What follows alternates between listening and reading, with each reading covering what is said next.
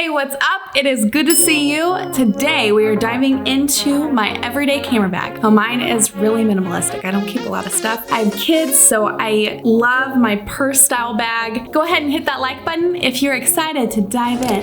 Okay, that was cheesy, but we're rolling with it. Normally I keep my Kindle in this front pocket right here, and then in these side pockets I'll tuck a battery or an extra memory card if I know that I really want that extra memory card. Now, weird thing about me, and maybe it's because it's kind of a minimalist bag, but I don't allow myself to carry extra memory cards in this bag. So unless I'm going on a trip or something, whatever space I have on my camera, that's what I can use. And I think from shooting film for all those years, just kind of trained my brain, few shots, get exactly what I want and not a ton of extra. I almost forgot to tell you, I make the worst, most awful YouTube videos of all time, full of photo tips and editing tips. So know that if you subscribe, you are in for a treat. So, maybe hit that subscribe button, see some more awful videos just like this one. Maybe you want to do that. I don't know, maybe not. It'd be scary and awful. In this back zipper pocket, I have a headband. I actually found this at Walmart, a ponytail. What do you call these things? Comment down below. I know a lot of people call them different things. Ponytail is what I call them. And then some chapstick.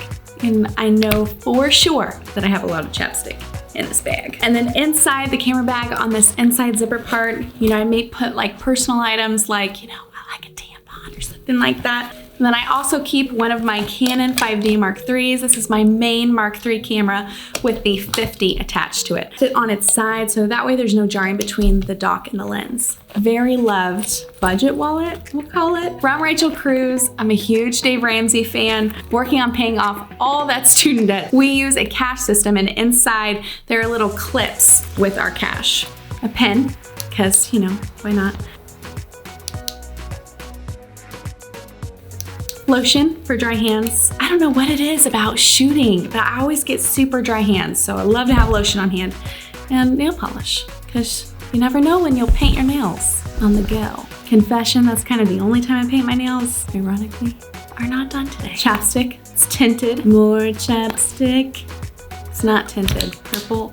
I probably couldn't pull off purple chapstick, but cheers to all you wonderful people who can. If I do want to put another lens in there, I'll just put it where my wallet is and then put my wallet on top and then secure it, fasten it. So that's it. That's all that I keep inside my everyday camera bag. That's all I really need. Abigail watched the Lightroom to Instagram export episode, which I'll link at the top of this video, and she wondered, would this also work for Pinterest? I uploaded one of my pictures to my pins and the color was dark. Okay, so I don't think that these export settings that I'm talking about in that video will work for Pinterest. What I do, just export for your blog or your site and pin directly from your blog or site. If you do want to do a custom upload to Pinterest, then just export it with the same width that you would for your blog post or web. That'll work just fine. Don't worry about customizing it for Pinterest. Now, as far as the image being dark, that could be for a few different reasons, but my first guess, and you probably already know this, but there are different color spaces. The web loves the sRGB color space. So to keep it simple in my editing workflow, inside Lightroom, I've set it up in my preferences so that export as sRGB. And if you use a different color space and then upload to the web, it will turn darker. So I'm curious if that's the problem. Lisa asked, I have your presets and I love them, but I teeter between bright and airy and moody. It's like I've got this Jekyll Hyde editing style.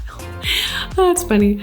How do I decide? Does it even matter? Why can't I do both? I know there's a consistency thing that I hear about all the time, but do you think it truly matters?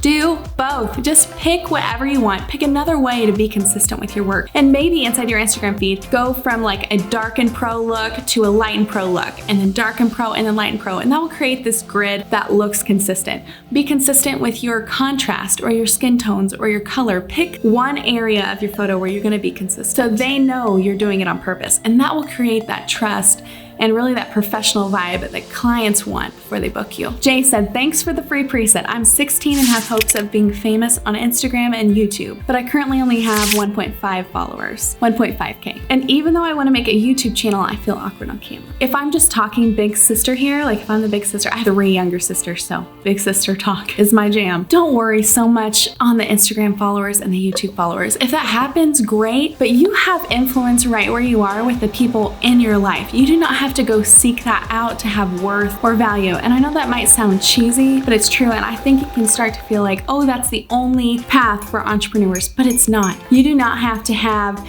a certain number next to your name to be successful online or to have value as a person. So focus on investing in the people right in front of you, and then do what you love and share about what you love. As far as being confident on YouTube, have you heard of the power poses? They're the things where you put your arms in the air, put your hands on your hips before you go on video, before you go on stage, whatever it is. And then also warming up your voice. I don't have a tutorial for this because you've heard me sing and it is not pretty. But you could Google it. You could Google some voice warm-ups. That way you can project your voice when you're on camera. And that's my last tip, is to really project your voice. Look straight at the camera, look straight at the lens. So my screen is over here. So now I'm looking at my screen, now I'm looking at the lens.